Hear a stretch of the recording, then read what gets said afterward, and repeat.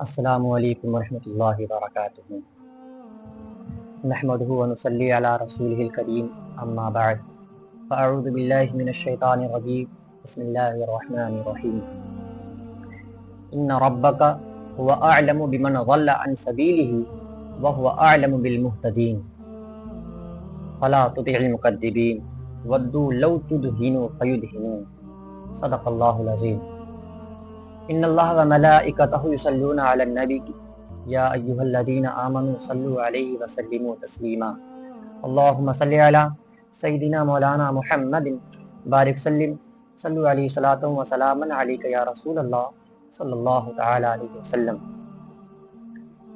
سامعین، میرے عزیز ساتھیوں، محبین کرام، میں نے قرآن کی ایک بڑی ہی مشہور آیت پڑھی ہے۔ اللہ نے قرآن مقدس میں ارشاد فرمایا ان ربک هو اعلم بمن ضل عن سبیلہ وهو اعلم بالمہتدین۔ اللہ نے فرمایا محبوب، آپ کا رب نا خوب جانتا ہے انہیں جو میری راہ سے بھٹک چکے ہیں، گمراہ ہو چکے ہیں، اور انہیں بھی خوب جانتا ہے جو میری راہ پر ثابت قدم ہیں، ہدایت والے ہیں، انہیں بھی خوب جانتا ہے۔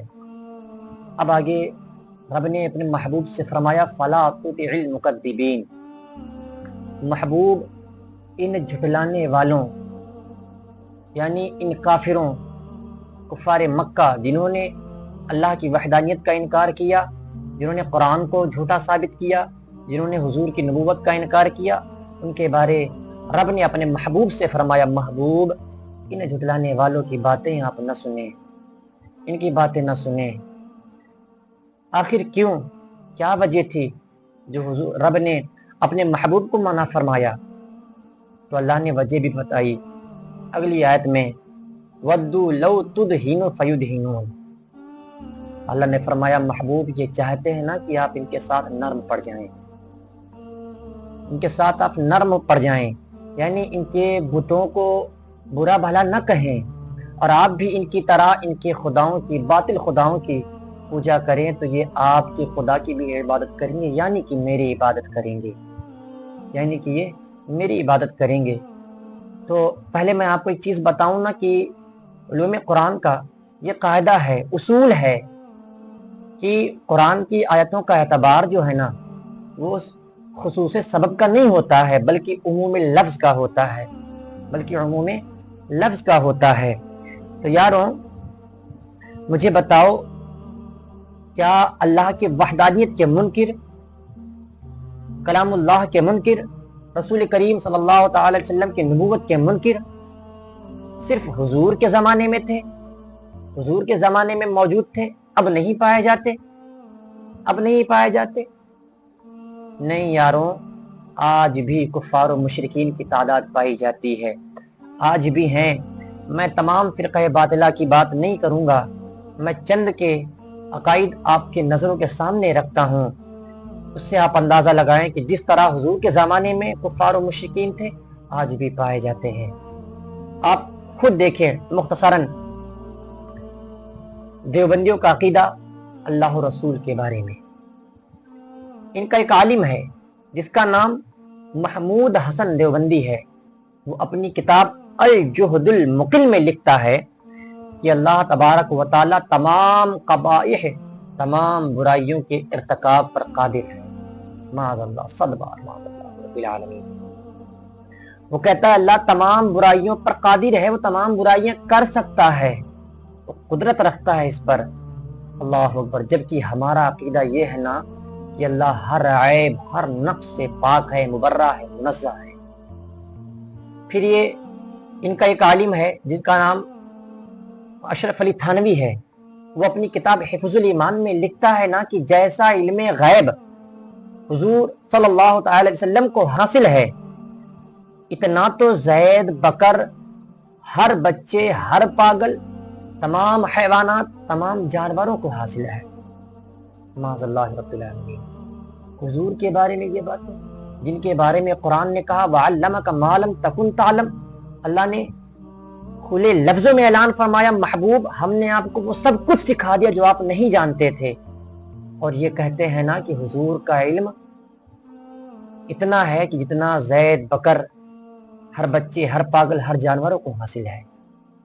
حضرات یہ دیوبندیوں کا عقیدہ ہے۔ اب ذرا وہابیوں کے عقیدے پر نظر ڈالیں، ان کا عقیدہ کیا ہے؟ ان کا ایک عالم ہے جس کا نام اسماعیل دہلوی ہے، وہ اپنی کتاب ایضاح الحق میں لکھتا ہے کہ اللہ کا جھوٹ بولنا ممکن ہے، اللہ جھوٹ بول سکتا ہے، معاذ اللہ رب العالمین۔ کیا کہتا ہے؟ اللہ جھوٹ بول سکتا ہے۔ یار ہم نے ابھی کہا نا، ہمارا عقیدہ یہ ہے کہ اللہ ہر عیب، ہر نقص سے پاک ہے، منزہ ہے، وہ ہر عیب سے پاک ہے۔ لیکن یہ کتنا بھد عقیدہ اللہ کے بارے میں رکھتے ہیں، تو بتاؤ یہ رسول کے بارے میں کیسا عقیدہ رکھتے ہوں گے؟ المختصر تھوڑا سا نظر اب آپ ذرا رافضیوں، شیعوں کے عقیدے پر بھی ڈالیں۔ یہ حضرت علی کی محبت میں اس قدر حد سے تجاوز کیے، اس قدر بڑھ گئے نا کہ ان میں سے بعض حضرات نے حضرت علی کو ہی خدا مان بیٹھے، اور بعض نے تو حضرت علی رضی اللہ عنہ کو رسول کریم صلی اللہ علیہ وسلم کی نبوت میں شریک ٹھہرانے لگے، شریک مان بیٹھے۔ اوہو، جس کے بارے میں قرآن نے ببانگ دہل اعلان فرمایا، قل هو اللہ احد، محبوب فرما دیجیے اللہ ایک ہے، اس کا کوئی ساتھی نہیں ہے۔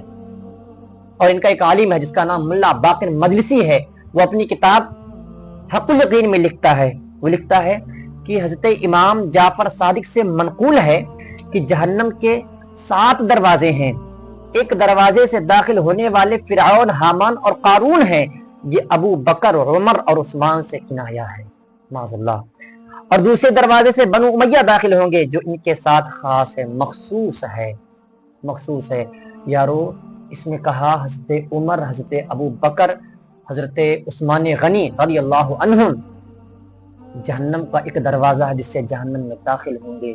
یار ابو بکر تو وہ ہے نا جن کے بارے میں حضرت علی خود فرماتے ہیں، جن کے بارے جن کی فضیلت حضرت علی خود فرماتے ہیں۔ حضرت علی بیٹھے تھے، حضرت ابو بکر پہنچے نا تو حضرت علی کو دیکھ کر مسکرانے لگی۔ حضرت علی نے پوچھا ابو بکر مسکراتے کیوں ہو؟ حضرت ابو بکر نے کہا میں نے حضور کو فرماتے ہوئے سنا ہے کہ قیامت کے دن علی جنت کی ٹکٹیں تقسیم کر رہا ہوگا، جنت کی ٹکٹیں بانٹے گا۔ پھر حضرت علی مسکرانے لگے۔ حضرت علی نے کہا ابو بکر شاید تم نے پوری بات نہ سنی، محبوب نے ساتھ یہ بھی فرمایا کہ علی جنت کے ٹکٹ اسی کو دینا جو ابو بکر سے پیار کرے گا، حضرات یہ ان کے بارے میں کہتے ہیں۔ پھر حضرت عمر، اللہ اکبر، حضرت عمر وہ ہے نا جن کے بارے نبی نے فرمایا کہ میرے بعد کوئی نبی ہوتا نا تو عمر ہوتے۔ اور اللہ تبارک و تعالی نے خود قرآن مقدس میں حضرت عمر کے گفتگو کے مطابق آیت نازل فرمائی ہے۔ وہ مقام حضرت عمر کا ہے، انہیں یہ کہتے ہیں جہنمی ہیں، انہیں یہ کہتے ہیں جہنم میں داخل ہوں گے۔ اور حضرت عثمان غنی وہ ہیں جنہیں ذوالنورین کہا جاتا ہے، جن کے نکاح میں حضور نے اپنی 2 صاحبزادیوں کو دیا ہے، انہیں یہ کہتے ہیں جہنم میں جائیں گے۔ اور یہی ملا باقر مجلسی اپنی ہی کتاب، اسی کتاب میں حق الیقین دوسری جگہ لکھتا ہے، کہتا ہے برات میں ہمارا اعتقاد یہ ہے کہ ان 4 بتوں سے بیزاری طلب کرتے ہیں، یعنی ابو بکر، عمر، عثمان اور معاویہ سے، اور ان کے معتقدوں اور پیروکاروں سے، اور یہ لوگ اللہ کے مخلوق میں سب سے بدتر ہیں، اور اللہ رسول اور ائمہ سے کیا ہوا وعدہ اس وقت تک پورا نہیں ہوگا جب تک کہ ان کے دشمنوں سے بیزاری کا اظہار نہ کیا جائے۔ تو عزیزوں مجھے بتاؤ، یہ وہ ہیں جو کہتے ہیں کہ حضرت عثمان، حضرت عمر فاروق، حضرت ابو بکر، حضرت امیر معاویہ رضی اللہ عنہم یہ سب اللہ کی مخلوق میں سب سے بدترین مخلوق ہیں۔ یار محبوب نے فرمایا ہے کہ میرے تمام صحابہ جنتی ہیں، حضرات یہ ان کے بارے میں ایسا عقیدہ رکھتے ہیں، ایسا گمان رکھتے ہیں۔ تو پھر مجھے بتاؤ، جس طرح عہد رسالت میں کفار و مشرکین انکار کے سبب پائے جاتے تھے، آج بھی ضروریات دین کے انکار کے سبب کفار و مشرکین موجود ہیں۔ تو جب رب تعالیٰ نے اپنے محبوب کو اس وقت فرمایا تھا محبوب ان جھٹلانے والوں، ان کافروں کی باتیں آپ نہ سنیں، تو ہم پر تو بدرجہ اولا یہ ہے کہ ہم ان جھٹلانے والے کافروں کی باتیں ہرگز نہ سنیں، ہرگز نہ سنیں۔ لیکن افسوس، افسوس ہے یاروں، آج کا میرا یہ نوجوان مسلم، میرا مومن، میرا یہ بھولا مومن بھائی، جیسے ہی محرم کا مہینہ آتا ہے نا، یہ شیعوں کی باتیں، شیعوں کے نغمات، شیعوں کی تقاریروں کو، شیعوں کی نوحہ خانی، سینہ پیٹ پیٹ کر جو مرثیہ پڑھتے ہیں، اسے اپنی تصاویروں پر، اپنے انسٹا اسٹوریوں پر، واٹس ایپ اسٹیٹس پر خوب لگاتے ہیں، بھر بھر کے لگاتے ہیں، بھر بھر کے لگاتے ہیں۔ آپ خود دیکھیں، میں چند نمونے کے طور پر پیش کرتا ہوں۔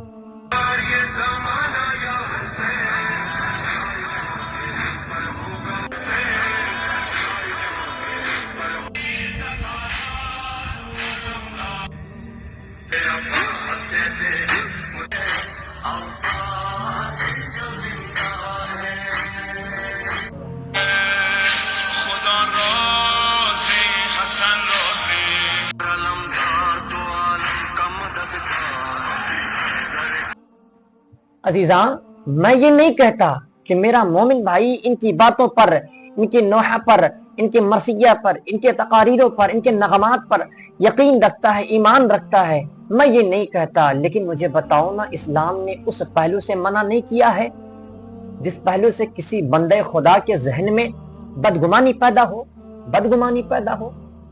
یار مجھے بتائیں، اگر جب آپ شیعوں کی چیزوں کو، یعنی ان کے تقاریر و نغمات کو، نوحہ کو، مرثیہ کو اپنے سوشل میڈیا کے ذریعے عام کرتے ہیں، تو جو بندہ دیکھتا ہے اس کے ذہن میں یہ گمان نہیں آتا ہوگا کہ شاید اس کا تعلق رافضیوں سے ہے، شیعوں سے ہے، یا شیعوں کو یہ پسند کرتا ہے۔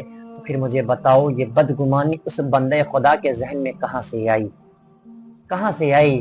اگر تم نہ شیعوں کو سنتے، نہ انہیں اپنے سوشل میڈیا کے ذریعہ عام کرتے، تو یہ بدگمانی اس بندے خدا کے ذہن میں نہ آتی۔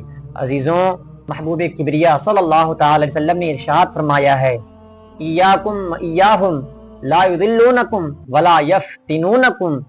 محبوب نے فرمایا کہ تم ان سے بچو اور انہیں خود سے بھی دور رکھو۔